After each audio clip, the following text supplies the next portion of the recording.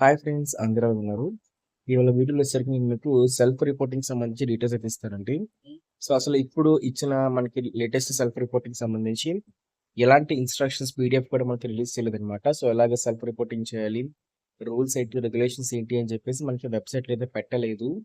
But నేను మీకు ఈరోజు ఏంటంటే సెల్ఫ్ రిపోర్టింగ్ సంబంధించి అన్ని డౌట్స్ క్లారిఫై చేస్తూ, సో దాంతో పాటు మీకు సెల్ఫ్ రిపోర్టింగ్కి ఏ డాక్యుమెంట్స్ కావాలి, సో లాస్ట్ డేట్ ఏంటి, సో అలాగే మనకి సండే పూట కూడా సెల్ఫ్ రిపోర్టింగ్ సంబంధించి చేయొచ్చా లేదా అని చెప్పేసి కంప్లీట్ డీటెయిల్స్ అయితే ఇస్తారనమాట. సో వీడియోలో అయితే మనకి మొత్తం ఇన్ఫర్మేటివ్ అయితే ఉండబోతుంది. సో అందరూ చివరి చూడడానికి ట్రై అయితే చేయండి. దాంతోపాటు చాలా మంది స్టూడెంట్స్ అడిగిన కామన్ క్వశ్చన్ ఏంటంటే క్లాసెస్ అనేవి ఎప్పుడు స్టార్ట్ అవుతాయి కూడా అడుగుతున్నారు అనమాట. సో మనకి పారామెడికల్ కౌన్సిల్ సంబంధించి క్లాసెస్ అనేవి ఎప్పుడు స్టార్ట్ అవుతాయి అని చెప్పేసి కూడా మీకు లాస్ట్లో అయితే కన్ఫర్మేషన్ అయితే ఇస్తాను. సో లేచిన టాపిక్ అయితే వెళ్ళిపోదాం. సో ఇక్కడ చూస్తున్నారు కదా. హాయ్ ఫ్రెండ్స్, ఈ వీడియోని స్పాన్సర్ చేస్తున్న వచ్చేసరికి శాస్త్ర కాలేజ్ ఆఫ్ అన్నమాట. మనకి శాస్త్ర కాలేజ్ ఆఫ్ ఫిజియోథెరపీ అయితే ఉంది ఫ్రెండ్స్. సో ఇందులో వచ్చేసరికి మనకి 20 మేనేజ్మెంట్ సీట్స్, దాంతో పాటు మనకి 30 కెనరీ సీట్స్ అయితే ఉన్నాయి. అలాగే మనకి ఈ యొక్క మేనేజ్మెంట్ సీట్స్ కూడా సంబంధించి అయితే మాత్రం మనకి 80K రూపీస్ అయితే మాత్రం పర్ ఇయర్ పడుతుంది. మొత్తం అన్ని అమౌంట్ తో కలుపుకొని మనకి 80K రూపీస్ అయితే శాస్త్ర ఫిజియోథెరపీ కాలేజ్లో ఏంటంటే మీకు సీట్ అయితే మేనేజ్మెంట్ అయితే అవైలబుల్ అయితే ఉంది. జాయిన్ అవ్వాలనుకుంటున్నారు, జాయిన్ అయితే అవ్వచ్చు. దాంతోపాటు మీ వెబ్ ఆఫీస్ పెడుతున్నప్పుడు కూడా ఖచ్చితంగా మీరు కాలేజ్ అయితే రిఫర్ అయితే చేయండి. సో మీకు ఖచ్చితంగా సీట్ వచ్చే ఛాన్స్ అయితే ఉంటుంది అనమాట. సో అదేవిధంగా నెల్లూరుతో పాటు ఎవరైతే ఉన్నారో, సో నెల్లూరు డిస్ట్రిక్ట్ కి దగ్గరలో ఎవరైతే ఉన్నారో వాళ్ళందరూ కూడా ఖచ్చితంగా వెబ్ ఆఫీస్ లో పెట్టాల్సిన కాలేజే మనకి శాస్త్ర ఫిజియో. ఇదే మనకి పారామెడికల్ కౌన్సిలింగ్ సంబంధించి మెరిట్ లిస్ట్ అనమాట. అదే సీట్ అలాట్మెంట్ ఆర్డర్ సంబంధించి లిస్ట్ అనమాట. So seat allotment PDF. So ఇక్కడ మనకి కాలేజ్ వైజ్ సంబంధించి డేట్స్ అయితే మనకి ప్రొవైడ్ చేశారండి.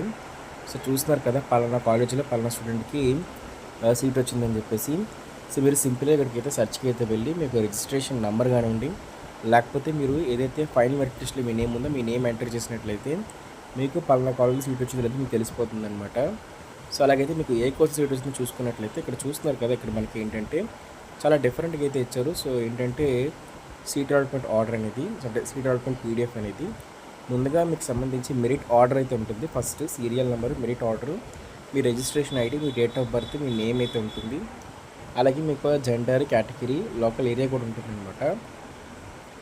దాంతోపాటు ఇంకో ఇంపార్టెంట్ ఏంటంటే ఇక్కడ మీకు సంబంధించి ఏసీబీఎన్ అనమాట. సో ఏసీబీఎన్ ఓకే అమీలియో college of BSc medical lab technology. So okay, ఈ కాలేజ్కి సంబంధించి కోడ్ అనమాట ఏసీబీఎన్ అంటే.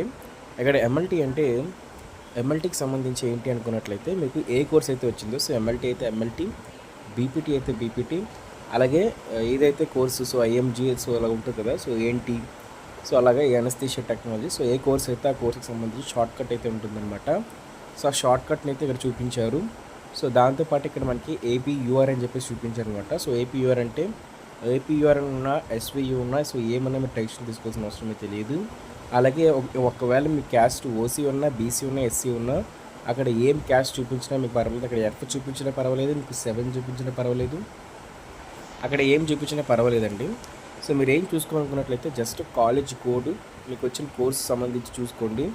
ఎందుకంటే ఇక్కడ పక్కన ఇచ్చినవి ఏంటంటే పలానా స్టూడెంట్ పైన వారికి బీసీఏ కేటగిరీలో ఉంది. సో అతని క్యాస్ట్ బీసీఏ, బట్ అతనికి ఓసీ ఫీమేల్ ఏంటంటే ఆ రిజర్వేషన్లో సీట్ అయితే ఇచ్చారనమాట. సో అంటే ఆ ఏపీఆర్ ఆంధ్రప్రదేశ్ అన్రిజర్వ్డ్ కేటగిరీలో సీట్స్ అనేవి ఎవరు కూడా ఇంట్రెస్ట్ చూపించకపోయినట్లయితే వెబ్ ఆప్షన్స్లో అతనికి ఈ బీసీఏ క్యాండిడేట్కి, సో ఆ పర్సన్కి ఏంటంటే ఓసీ ఫీమేల్ క్యాండిడేట్ కేటగిరీలో సీట్ అయితే ప్రొవైడ్ చేస్తారు, ఎవరు ఇంట్రెస్ట్ చూపించకపోవడం వల్ల. ఓకేనా? సో చూస్తున్నారు కదా. సో మీరు టెన్షన్ తీసుకోవద్దు, కొంతమంది అడిగారు కూడా నన్ను. సో అందుకే మీకు క్లారిటీ ఎక్స్ప్లెయిన్ చేస్తున్నాను. ఇక్కడ ఫేజ్ 1 అనమాట. ఫేజ్ 1 అంటే మీకు ఫేజ్ 1లో వచ్చిందని చెప్పేసి అర్థం అనమాట. సో ఇన్ కేస్ మీకు ఫేజ్ 2లో వస్తే ఫేజ్ 2 సీట్ అలాట్మెంట్ ఆర్డర్లు అయితే ఉంటుంది.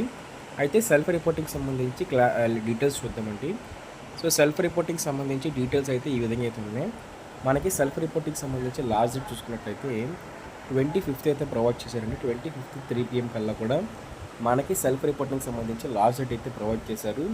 సో మ్యాక్సిమం సండేస్ కూడా మీకు టైం అయితే ఉంటుంది. మీరు సండేస్ కూడా మీరు కాల్ చేసి, కాలేజ్ ఓపెన్లోనే ఉంటుందండి. సో ఏంటంటే సెల్ఫ్ రిపోర్టింగ్ సంబంధించి స్టాఫ్ అనేవారు సండే అయినా పబ్లిక్ హాలిడే అయినా సరే ఓపెన్లోనే ఉంచుతారు కాబట్టి, సో ఒకసారి మీరు కాలేజ్కి ఫోన్ చేసి వెరిఫై చేసుకున్నట్లయితే మీరు సండే పూట కూడా అక్కడికి వెళ్ళి సెల్ఫ్ రిపోర్టింగ్ చేయొచ్చు.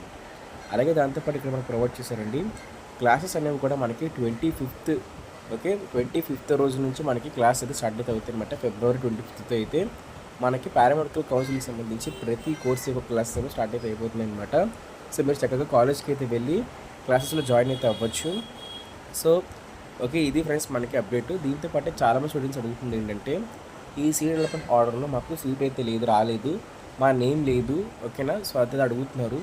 సో చాలామంది స్టూడెంట్స్కి అయితే సీట్ అయితే రాలేదన్నమాట. సో అది ఏంటంటే చాలా రీజన్స్ అయితే అయ్యి ఉండొచ్చు. సో హెవీ కాంపిటీషన్ వల్ల అయ్యి ఉండొచ్చు, లేకపోతే మనకి పారామెడికల్ కౌన్సిలింగ్లో సో తక్కువ కోర్సెస్ మాత్రమే, లిమిటెడ్ కోర్సెస్ మాత్రమే పెట్టడం వల్ల సో ఆ కట్ ఆఫ్ రీచ్ అవ్వకపోవడం వల్ల ఆ స్టూడెంట్స్కి కూడా సీట్స్ అనేవి రాకపోవచ్చు. సో ఏదేమైనప్పటికీ మీరు టెన్షన్ తీసుకోవాల్సిన అవసరం అయితే లేదు. మనకి సెకండ్ ఫేజ్ కూడా 99% అయితే ఉంటుందండి. సో మ్యాక్సిమం ఒక 99.9% సెకండ్ ఫేజ్ కూడా కండక్ట్ చేస్తారు. సో 100% అయితే కండక్ట్ చేస్తారనమాట. సో సెకండ్ ఫేజ్లో కూడా మీకు మంచిగా కాలేజెస్ ఇంకా ఎక్కువ, ఇప్పుడు పెట్టిన దానికన్నా ఎక్కువ కాలేజెస్ మీరు పెట్టినట్లయితే మంచి ఖచ్చితంగా సీట్ అయితే వస్తుంది. సో మీరు నిరాశ అయితే పడాల్సిన అవసరం అయితే లేదు. సో మీకు ఛానల్ అయితే ఫాలో అవుతూ ఉంచి సెకండ్ ఫేజ్ సంబంధించి కూడా ఇలాంటి లేటెస్ట్ అప్డేట్ వచ్చినా సరే మీకు చెప్తాను. గైడెన్స్ వీడియోస్ కూడా చేస్తాను అనమాట. సెకండ్ ఫేజ్లో కూడా మీరు సీట్ అయితే ఖచ్చితంగా తెచ్చుకోవాలనుకుంటే ఇలాంటి టిప్స్ ఫాలో అవ్వాలని చెప్పేసి. సో అలాగే మీరు ఎక్కడ ప్రాబ్లం చేశారు, ఎక్కడ రెక్టిఫై చేసుకుంటే మీకు ఫస్ట్ ఫేజ్లో సీట్ రాకపోతే సెకండ్ ఫేజ్లో సీట్ వస్తుందని చెప్పేసి కూడా మంచి టిప్స్ కూడా మీకు ప్రొవైడ్ చేస్తాను అనమాట. సెకండ్ ఫేజ్ అప్డేట్స్ సో అలాంటివన్నీ కూడా మీకు ప్రొవైడ్ చేస్తానండి. ఇప్పుడు దీంతో పాటు మన సెల్ఫ్ రిపోర్టింగ్ సంబంధించి కూడా ఎవరికైతే సీట్ అయితే వచ్చిందో సో వాళ్ళకి సెల్ఫ్ రిపోర్టింగ్ సంబంధించి లాగిన్ అయితే ఇస్తారు కదా. సో ఏ డాక్యుమెంట్స్ పట్టుకుని సెల్ఫ్ రిపోర్టింగ్ చేయాలో మీకు ఎక్స్ప్లెయిన్ చేస్తాను. సో ఇవే అండి మనకి సెల్ఫ్ రిపోర్టింగ్ సంబంధించి అవసరమైన డాక్యుమెంట్స్ అనమాట. సో ఇక్కడ చూస్తున్నారు కదా ఏ డాక్యుమెంట్స్ కావాలని చెప్పేసి. సో కంప్లీట్గా మనకి ఒక 10 డాక్యుమెంట్స్ అయితే కావాలన్నమాట. సో 10th వన్ నేను మీకు ఎక్స్ప్లెయిన్ చేస్తాను. సో ముందుగా వచ్చేసరికి మీరు యూనివర్సిటీ ఒక వెబ్సైట్లో వెళ్ళి ఏదైతే మీ పారామెడికల్కి సంబంధించి లాగిన్ అయితే అయిపోయి అక్కడ ఏంటంటే మీకు సంబంధించి సీట్ అలాట్మెంట్ ఆర్డర్ అయితే డౌన్లోడ్ చేసుకోవాలన్నమాట. సో ఎక్కువ కామెంట్స్ కానీ వచ్చినట్టయితే ఖచ్చితంగా సీట్ అలాట్మెంట్ ఆర్డర్ కూడా ఎలా డౌన్లోడ్ చేసుకోవాలని చెప్పేసి లైవ్ ప్రూఫ్ మీకు చూపిస్తాను. సీట్ అలాట్మెంట్ ఆర్డర్ని ఎలా డౌన్లోడ్ చేసుకోవాలని చెప్పేసి. సో అప్పుడు మీకు అది యూస్ఫుల్ కూడా అయితే అవుతుంది. సో అందుకే మీకు ఎక్కువ కామెంట్స్ చేయండి. ఖచ్చితంగా సీట్ అలాట్మెంట్ ఆర్డర్ కూడా ఎలా డౌన్లోడ్ చేసుకోవాలి మీకు స్టెప్ బై స్టెప్ చెప్తాను అనమాట. సో మంచి ఏమైనా ప్రాబ్లమ్స్ ఎర్రర్స్ కూడా మీకు అదే వీడియోలో ఎక్స్ప్లెయిన్ చేసేస్తాను. సో దాంతోపాటే ప్రొవిజనల్ వెరిఫికేషన్ ఫామ్ కూడా కావాలండి. ప్రొవిజనల్ వెరిఫికేషన్ ఫామ్ అంటే సో అంటే మీకు లాస్ట్లో ఎక్స్ప్లెయిన్ చేస్తాను అనమాట. సో ఇప్పుడు అదైతే వద్దు. సో వీలైనంత వరకు కూడా ప్రొవిజనల్ వెరిఫికేషన్ ఫామ్ అంటే సింపుల్ వర్డ్స్ చెప్పాలనుకుంటే మీ అప్లికేషన్ ఫామేనండి. కాకపోతే మీ అప్లికేషన్ ఫామ్లో ఏంటంటే కిందన ఉంటుందన్నమాట. సో మీ అప్లికేషన్ ఫామ్ ప్రింట్ తీసుకుంటున్నప్పుడు లాస్ట్ పేజే మీకు ప్రొవిజనల్ వెరిఫికేషన్ ఫామ్, అందులో చూసుకున్నట్లయితే మొత్తం అయితే ఉంటుంది మీకు సంబంధించి ఏదైతే మీకు ఏవైతే డీటెయిల్స్ అయితే ఉన్నాయో సో అంటే ఏవైతే మీరు ఇచ్చిన డీటెయిల్స్ మీ సర్టిఫికేట్స్ అన్నీ కూడా వెరిఫై అని చెప్పేసి యూనివర్సిటీ బోర్డు ద్వారా ప్రొవిజనల్ వెరిఫికేషన్ ఫామ్ అయితే అలాగైతే ఉంటుంది. టిక్ పెట్టేసి అది మీకు చెప్పమంటే చెప్తాను. సో కామెంట్ చేయండి. కాకపోతే ఆ తర్వాత మీకు 10th క్లాస్ మార్క్స్ కావాలంటే మీ 10th క్లాస్ మార్క్స్ కూడా మీరు తీసుకెళ్లాల్సిన అవసరం అయితే ఉంటుంది. దాంతోపాటే ఒరిజినల్ మార్క్స్ తీసుకెళ్ళాలంటే జెరాక్స్ సరిపోదు. ఇంటర్మీడియట్ సంబంధించి మార్క్స్ తీసుకెళ్లాల్సిన అవసరం అయితే ఉంటుందండి. ఇంటర్మీడియట్కి సంబంధించి మీరు బ్రిడ్జ్ కోర్స్ అయినట్లయితే బ్రిడ్జ్ కోర్స్ సర్టిఫికేట్ కూడా మీరు తీసుకుని అయితే వెళ్ళాలి. మీ మార్క్స్ కూడా తీసుకుని అయితే వెళ్ళాల్సిన అవసరం అయితే ఉంటుంది. దాంతోపాటు మీరు టీసీ కూడా పట్టుకోవాల్సిన అవసరం అయితే ఉంటుందండి. మీకు ఇంటర్మీడియట్ సంబంధించి టీసీ అయితే ఇస్తారు. ఒక స్టూడెంట్ వచ్చేసరికి మాకు డిగ్రీ చేశానండి. సో డిగ్రీలో నేను డిస్కంటిన్యూ అయ్యాను. ఆ టీసీ అయితే ఉంది, మరి ఆ టీసీ పర్లేదు అడుగుతున్నారు. సో టీసీ మీరు ఏ కోర్స్ చేసి మీరు డిస్కంటిన్యూ చేసినా సరే పర్లేదు అనమాట. సో మీరు ఇంటర్ చేసి ఆపేసిన ఇచ్చిన టీసీ అయినా పర్లేదు. సో ఏ కోర్స్ చేసి మీరు డిగ్రీ కోర్స్ ఆపేసినా, ఫార్మసీ చేసి ఆపేసినా, సో మీరు నర్సింగ్ చేసి ఆపేసినా, సో ఏం చేసి ఆపేసినా సరే ఆ టీసీ కూడా వ్యాలిడ్ అనమాట. సో దాంతోపాటు మీకు స్టడీ సర్టిఫికేట్ అడుగుతారండి. మీకు 6th క్లాస్ నుంచి మీకు ఇంటర్మీడియట్ సంబంధించి 2nd ఇయర్ వరకు కూడా అవసరమైన స్టడీ సర్టిఫికేట్స్ అడుగుతారనమాట. సో అవన్నీ కూడా మీరు అప్లోడ్ చేయాల్సిన అవసరం అయితే ఉంటుంది. 6th క్లాస్ నుంచి 10th క్లాస్ వరకు ఉన్న స్కూల్ యొక్క స్టడీ సర్టిఫికేట్స్, దాంతోపాటే intermediate first year, intermediate second year certificates కూడా మీరు సబ్మిట్ చేయాల్సి అనమాట. సో మీరు ఒకటే స్కూల్ అన్నట్లయితే మీరు ఒకటే స్కూల్ సబ్మిట్ చేస్తారు. అలాగే ఇంటర్మీడియట్ 2 years కలిపేసి ఒకటే స్టడీ సర్టిఫికేట్ సబ్మిట్ చేస్తారనమాట. సో దాంతోపాటే పర్మనెంట్ క్యాస్ట్ సర్టిఫికేట్ అనమాట. సో ఇది మీకు 2021కి తర్వాత ఉన్నట్లయితే ఎలాంటి ప్రాబ్లం అయితే లేదు. సో రీసెంట్ క్యాస్ట్ సర్టిఫికేట్ అయితే మీరు తీసుకెళ్లాల్సిన అవసరం అయితే ఉంటుంది. ఒరిజినల్ అండి, చదువుకోవడానికి మీరు జెరాక్స్ తీసుకెళ్ళకూడదు. సో అలాగే చాలామందికి ఏంటంటే ఇన్కమ్ సర్టిఫికేట్ తీసుకెళ్ళాలా, రేషన్ కార్డ్ తీసుకెళ్ళాలి డౌట్ అయితే ఉందన్నమాట. సో మీరు 2 తీసుకెళ్ళండి. ఇన్ కేస్ మీ దగ్గర ఇన్కమ్ సర్టిఫికేట్ లేకపోయినట్లయితే వైట్ రేషన్ కార్డు ఉంది కదా, సో ఏదైతే చంద్రబాబు నాయుడు గారిది ఉన్నా పర్వాలేదు, లేకపోతే మనకి జగన్ ప్రభుత్వంలో వచ్చిన రేషన్ కార్డ్, రైస్ కార్డ్ అయినా సరే పర్వాలేదండి. సో ఏదైనా పర్లేదు, అది మీ ఇష్టం, మీరు తీసుకెళ్ళచ్చు. సో ఏం ప్రాబ్లం లేదు, అంటే ఖచ్చితంగా తీసుకెళ్ళాలన్నమాట. సో మీకు ఫీజు రింబర్స్మెంట్ కావాలనుకున్నట్లయితే, అలాగే ఇన్కమ్ సర్టిఫికేట్ ఉన్నట్లయితే మీకు సర్టిఫికేట్ వెరిఫికేషన్ అనేది చాలా ఫాస్ట్గా అయితే అయిపోతుంది. ఇన్కమ్ ఉంటే మాత్రం ఖచ్చితంగా తీసుకెళ్ళండి. ఇన్ కేస్ ఇన్కమ్ మీకు అప్లై చేసుకుని వెంటనే మీరు పొందగలరు అనుకున్నా సరే ఇన్కమ్ సర్టిఫికేట్ తీసుకెళ్ళండి. సో ఓకేనా.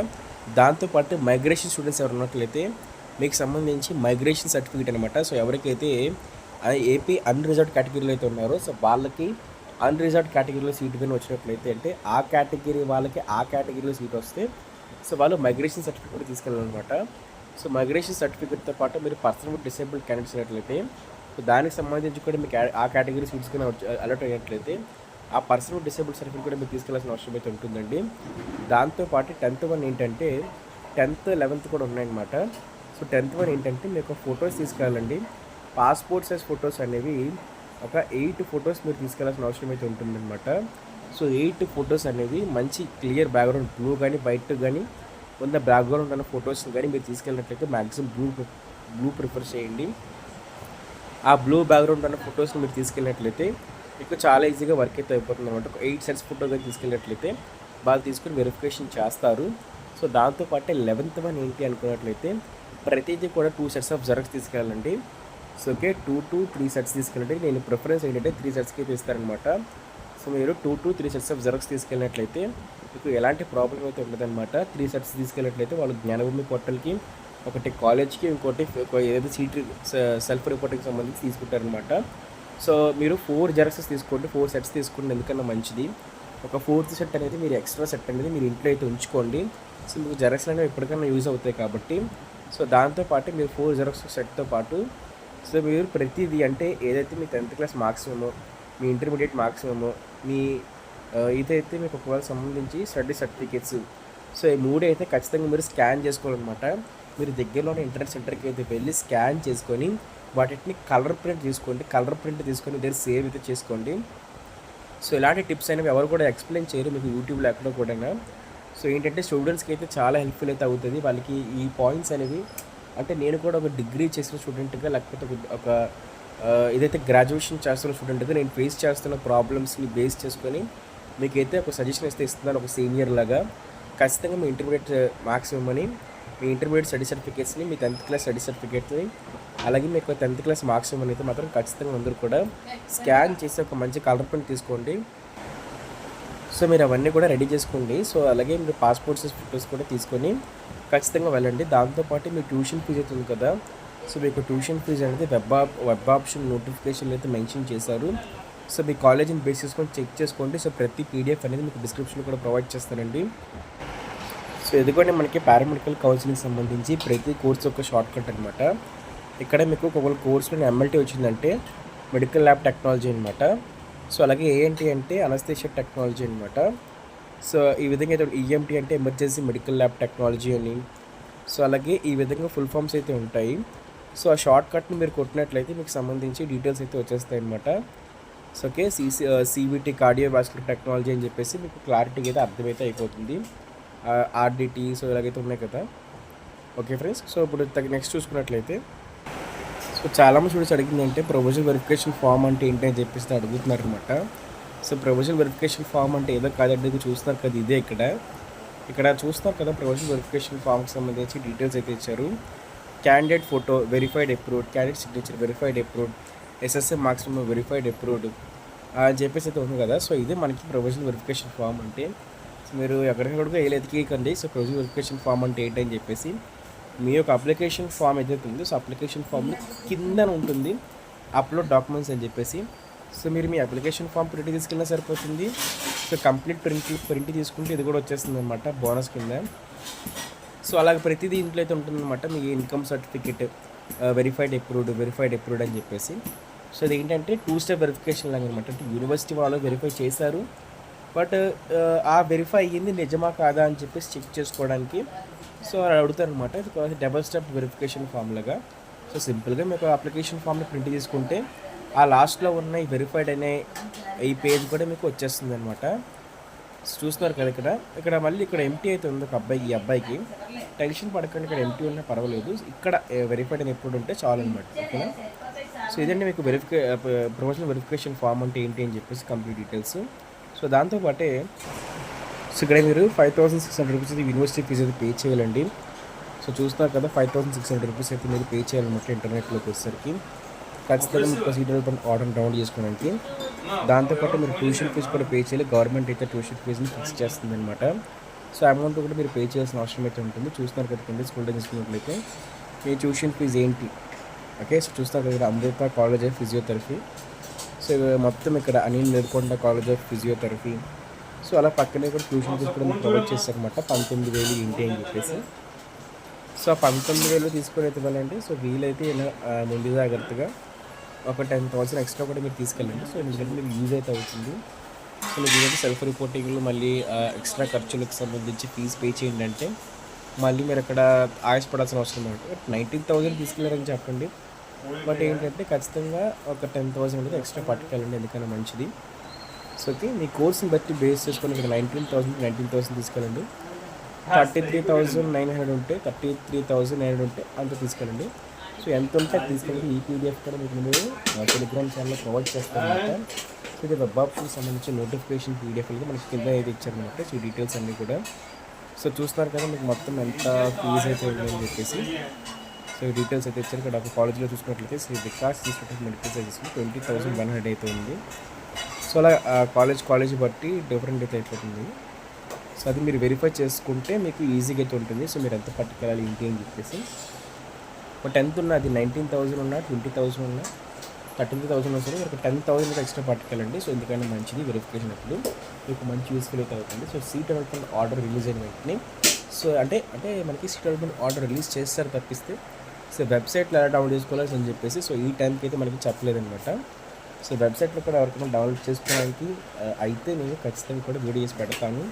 సో ఇన్ కేస్ మీకు కానీ చూపించినట్లయితే చూస్తున్నారు కదా ఇక్కడ కొన్ని డీటెయిల్స్ అయితే ఇచ్చారు. సో ఆర్డిటి అంటే ఏంటి, ఓపీటీ అంటే ఏంటి, పిఎఫ్టీ అంటే ఏంటి, ఆర్పిటీ అంటే ఏంటి అని చెప్పేసి సో కొంత అయితే ఇచ్చారనమాట. సో షార్ట్ కట్స్ అనేవి సో అవి కూడా మీకు యూస్ఫుల్ అయితే అవుతాయండి. సో అవి కూడా మీరు ఒకసారి స్క్రీన్ షాట్ తీసుకొని వెరిఫై చేసుకోండి. సో చూస్తారు కదా ఇక్కడ మొత్తం అన్ని కోర్సుకి సంబంధించిన డీటెయిల్స్ అయితే ఇచ్చారు.